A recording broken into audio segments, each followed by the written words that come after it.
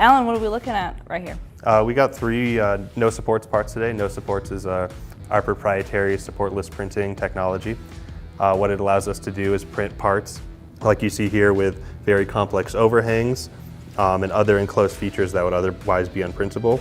Traditionally, these would be needed to have cone supports, wall supports, something to support them, but our unique scanning strategies allowed us to print these parts with no supports in them at all. We're able to do unique geometries. We can print large spirals, completely large flat overhangs, which allow us to create some pretty advanced parts. As we can see here, this contains a number of domes, a number of overhang surfaces, all in a completely enclosed part. And this would not be possible to print and have it be functional without the no supports technology. What industry specifically does the supportless strategy target? So initially, the supportless printing is really targeted aerospace.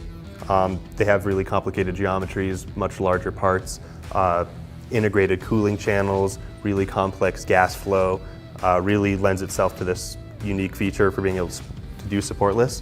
However, in smaller parts, like as we see in medical device or healthcare, there is still a really big opportunity to reduce operator post-processing time, as well as remove more human variables from the printing process. The more of it that we can lock down at the beginning, the less we're relying on manual finishing or part-to-part variation after the fact.